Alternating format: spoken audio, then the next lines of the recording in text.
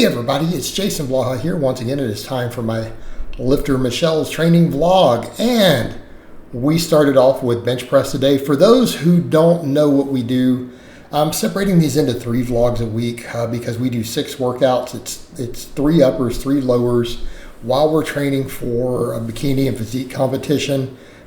And we are realizing with that, because I've had people ask, well, which is she doing? She's scheduled to do a bikini show. We're like 6 months out. So she's going to be dieting, but we've realized structurally she may have to do figure later. So we're going to get her feet wet. She's going to jump in, do her bikini, but we may have to go to figure.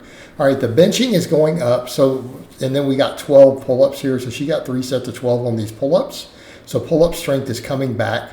What we do our first 2 days of the week, we do almost power building training, but it is 6+ reps with the squat, bench, and deadlift. So it's not my Jason style power building, where we come and do 1 to 4 reps on an all out set. So she usually does multiple sets of them. That's how we do it. And then we do moderately heavy work, big exercises the first 2 days on the upper lower. As we go through the week, we go to more moderate reps up around 10, that 10 to 12 rep range. And then on the end of the week, we do a lot more 12+ reps. We do more isolation work. So early in the week, we don't do as many machines and things. It is more free weight stuff, more barbell stuff. We go a little heavier and we keep her classic lifts in. Now, for those who've asked why, it's because she does have a powerlifting background. We got her all the way qualified for Worlds last year.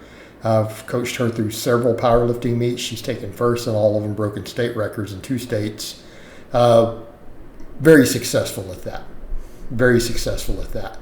Now, keeping in mind when it comes to this stuff too, people mention her volumes. She lives like a pro athlete in terms of her recovery lifestyle. She has been a professional athlete before.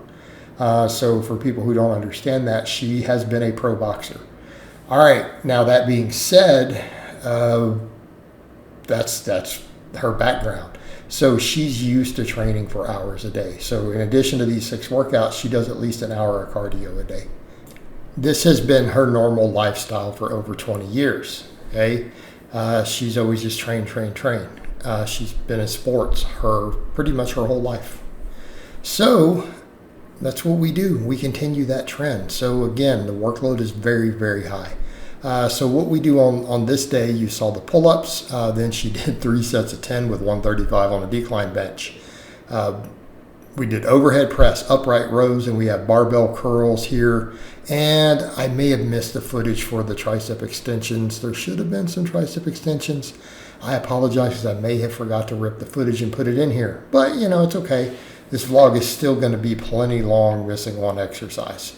All right, so that's pretty much her upper body day. And again, that's her heavier one. We go to more and more isolation work later in the week, more dumbbells, more cables, more machines as we go. All right, we get to the lower body day. What do we got? We have back squat. So we up the weight here again. She did sets of 6, all right, with the new weight. And we're going to be back to repping 225 for work set soon. All right, we're going to be back to doing that. And for those who don't understand, for a few months, she did go to a bikini coach for a bit. She obviously came back to me sometime back and said, yeah, I have to have you coaching me. So that's not going to work. So again, strength coming back, muscle coming back. She is obviously, we're seeing a lot of muscle memory. She's getting jacked real quick. Right, so even though she's in a deficit doing an hour of cardio, she is getting leaner. We're seeing muscle growth. We're seeing improvements in muscle and strength on a week-to-week basis. All right, deadlifts here, again, we increase weight. She managed to get 6 reps. Keeping in mind, she has set state records in the deadlift in 2 different states, both in tested and untested competitions.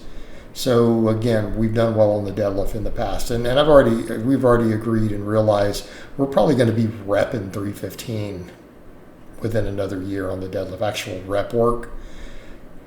And probably at a lighter body weight. So we're going to be at a point where she's going to be ready to jump in and knock down various other state records, in different places. So going to just keep going with it. Different weight classes, new age classes coming up, right? She's still a submasters. for a while. So because she's 37 at this point. So we'll keep working that, and then eventually, though, she'll probably be knocking down Masters 1 records. It'll be in the cards. All right, so squat and deadlift went well. Then we do a leg press here. And again, we don't do a huge amount of isolation on this day for the lower body. Okay, and the reason for that, we don't need much of it. This is our big work. We're still having a race, by the way, for the calves. And I challenge her to that because I didn't necessarily need to get my calf raises up, but I need her pushing these hard. I need her treating them like an athlete, so I gave her a competition. And so she was supposed to race to 400 for 10, and I was supposed to race to 500 for 10, but we have the agreement, no sets under 10 reps. So you don't add weight unless you can get 10. Now, people could argue about, oh, you might shortchange depth or whatever, range of motion, doesn't matter. I want her calves loaded because we're going to get the stretch work on the seated ones. All right, she's going to get the stretch work on the seated. I need her because we need the calves. I need her thinking competitively and like an athlete with the calf raises. So we've made it into a contest. And then once I get her to where I want her on that, it's going to cause muscle growth. The overload alone will. Then I might be like, okay, let's dial them back down a hair and focus on the most range of motion possible. But for now, that's what I need her doing, and then we get the stretch off the seated calf raise. And the reason for that, I need her calf strength up, and I need her pushing it with her competitive nature. But that's the beauty of something like that, is she is hyper competitive in everything she does. I am also a hyper competitive person, so me jumping in is forcing me to then think like that also. So we turned it into a true competition. There's a true competition happening with that calf raise. And yes, I've always done that. I've done that with a lot of my lifters in the past against each other and other stuff. It's part of my coaching style. I create competition between Team Blaha people. And the reason it brings out the best in your lifters and your clients. And then she finished up with her ab work. So we only put one ab exercise in this footage today. And I'll probably do a separate reel on this. This thing is hard to do. So she programs her own ab work.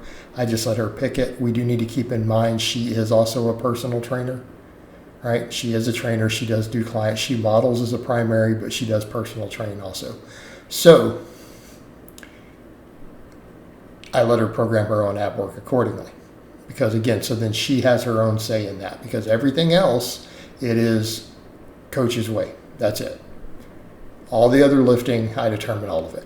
This is where I let her have her own personal touch as a trainer. I let her pick her own ab work. And she, again, has been a pro boxer. She's done tons of ab work, has strong abs. I am more than confident to let her do whatever she feels works best for that. And that's how she does it. So there you guys see that exercise, and that is tough to do.